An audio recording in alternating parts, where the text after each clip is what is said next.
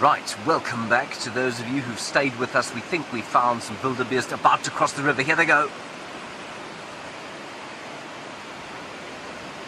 They could well just go down to the river, have a drink, and then turn around. But maybe, just maybe, on our very first day, there they go, they're in. No, don't start the car. They're crossing. Look at this, everyone. This is what we came here to see.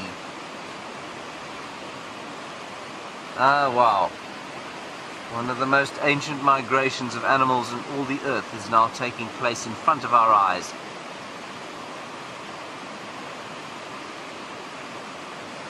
Now, there is an impression that this happens once, that these animals just sort of leap across the river once.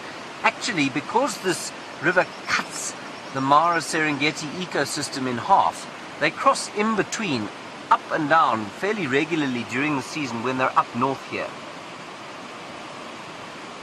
And so the chances of seeing a good crossing of a whole lot of wildebeest, just like we're doing now, is actually pretty high. This is fantastic. Now, watch out for the telltale signs of some noses of crocodiles sticking up, or eyes. This is incredible. Gee, this is unbelievable.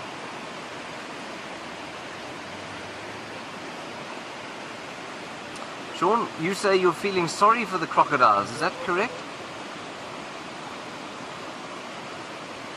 Yes, feeding time, you're right, Sean. It is 1 o'clock local time here.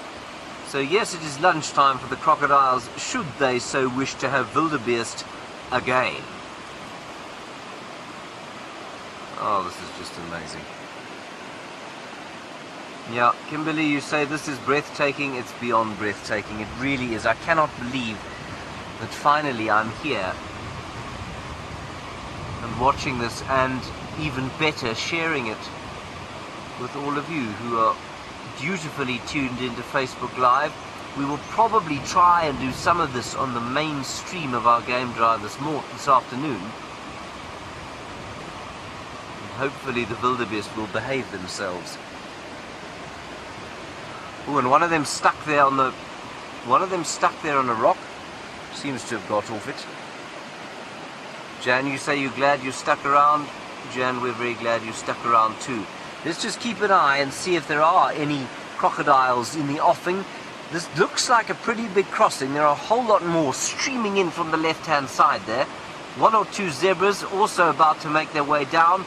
There was a lonely eland with them.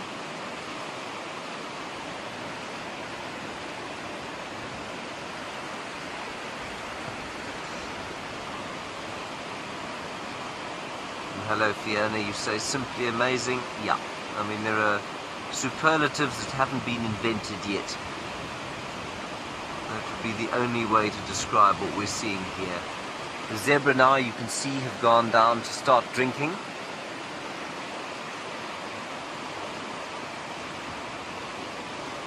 I missed that last one, Kirsten, from a familiar name, Renee Brat-Lucas. What was that?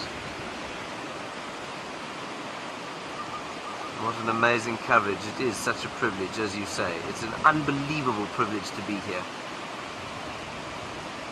On our very first day, really. We are seeing some incredible things. Look at this. Thousands and thousands of them just streaming and streaming.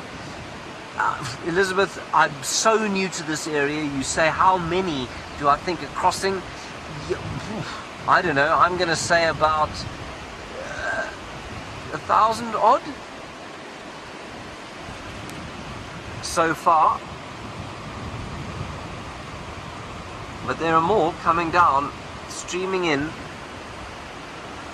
and this is quite, I mean, you can see a way there on the right hand side of your screen. You can see a little bit of the horizon where it opens out, but to the left there you can see that this sort of riverine woodland is what they're coming out of, and that, of course, if you happen to be one of the leopards of the Mara Triangle, that's where you're going to be lurking.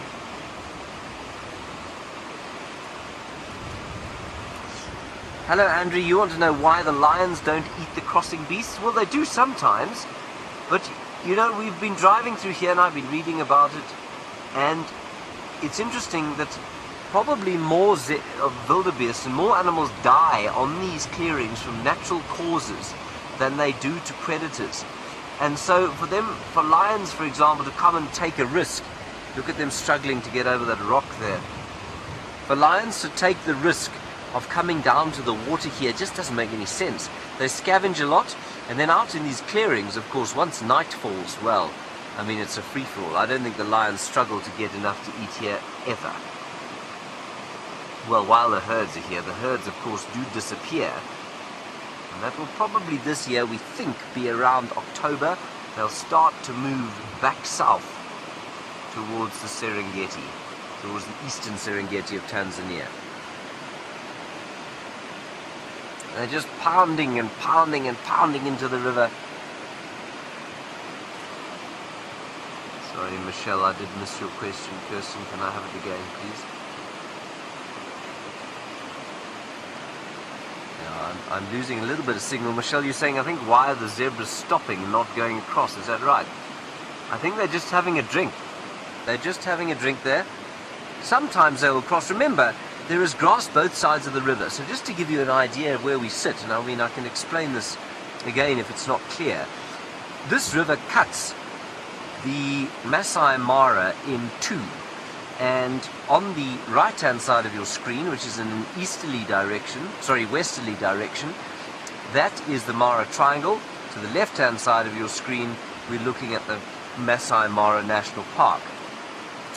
The Mara Triangle, where they're crossing to now, where we're going to operate out of, is about 510 square kilometers, which is probably about 350 square miles. And then to the other side, it's about double that. So, you know, the animals, while they're in this area, in similar ecological conditions, with similar fields of this oat grass, which is what we call red grass in South Africa, you know, they're going to cross up and down because the food is the same on either side. And I'm not convinced we really know why it is that they cross. Some cross and some don't. Graham, you won't believe it, but if you look way up on the top there, there's an elephant. Way in the horizon. On the horizon. Just keep going, keep going. There. Keep going to the side. Keep going. There. Just behind that bush, everybody. That's our first elephant here. Our first Kenyan elephant. And look at them beautifully silhouetted against the horizon there. And it is quite windy, so the picture's jumping a little bit because we're zoomed in to the max. The crossing seemed to have finished. They do see there are quite a few more wildebeest still considering a swim. Marie, you say how many crocodiles do we see, Marie? We've seen a number. Obviously, the big thing with crocodiles, Marie, is to remember that it's the ones that you don't see that you have to worry about. We've seen a number of very large ones basking in the sun, looking like grim death, scaled grim death, huge. The first one, probably 9 feet long.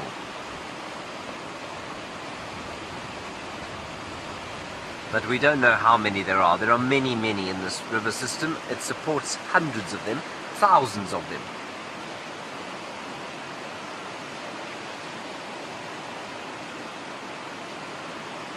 This is just too spectacular.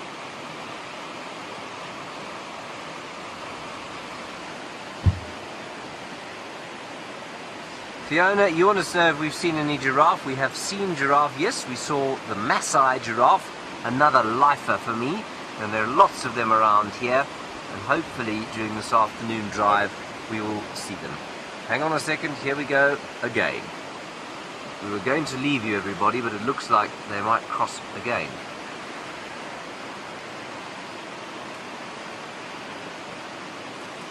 This is just brilliant. Look at them, here they go.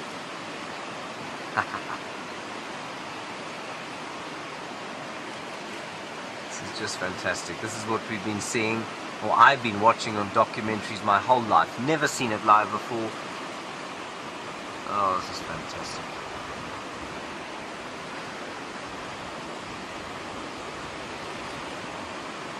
They don't know where the crocodiles are. They know that there is death in these waters somewhere, but they're taking a chance. And because there are 1.5 million of them crossing this river to and from,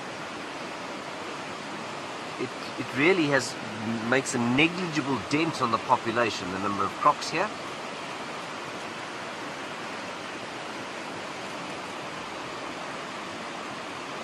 This is just fantastic.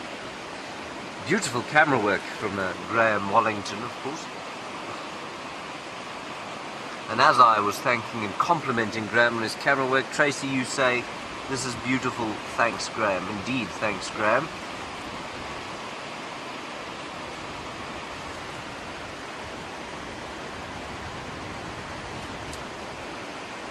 Gillian, to a certain extent, you say, will the hippos keep the crocodiles away? Crocodiles will avoid those hippos, but the hippo won't necessarily intervene. You do see pictures every so often, and you read reports and see video of crocodiles intervening in, hippos intervening when a crocodile grabs something like a wildebeest or a zebra, but that's very unusual.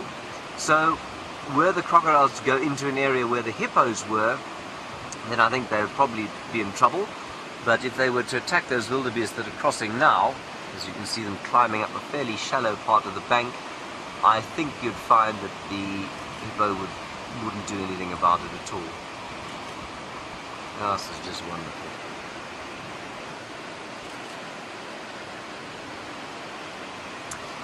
And Barbara, you say swim, Gnu, swim, indeed, and that's what we hope that they are going to do again sometime this afternoon. Okay, everybody, that's going to be it from us for the next little while. We might try another Facebook Live sometime if we see something very unusual to show you. Otherwise, we'll hopefully see you this afternoon on the Sunset Safari.